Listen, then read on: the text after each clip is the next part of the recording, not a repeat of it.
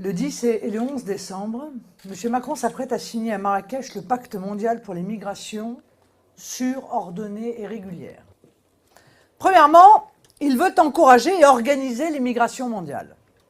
Organiser un réseau d'information mondiale sur les possibilités de migration, faciliter l'accès à leurs droits et aux conseils, dans la langue d'origine, bien sûr, favoriser le regroupement familial.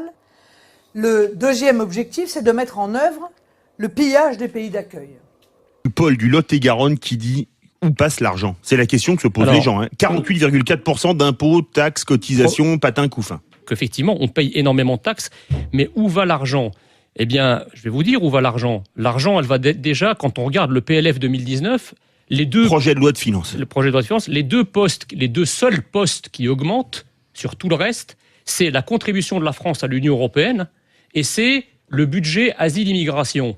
Vous l'avez, la réponse. Donc moi, si vous voulez, les gilets jaunes... Enfin, ça explique pas les 48,4% de dépenses. Peut-être, mais je veux dire, les gilets jaunes, on parle des gilets jaunes. Les gilets jaunes, dans leur ensemble, ne comprennent pas pourquoi la France est suffisamment riche pour d'autres et très pauvre pour eux.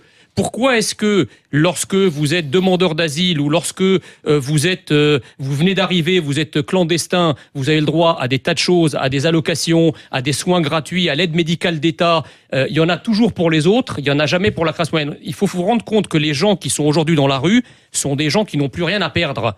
Ils n'ont plus rien à perdre parce qu'ils sont pas suffisamment riches pour vivre à l'aise, mais ils ne sont pas non plus suffisamment pauvres pour pouvoir bénéficier de tout l'État-providence. Or, aujourd'hui, notre État-providence, ce n'est pas un État-providence national, c'est un État-providence qui est ouvert à la terre entière.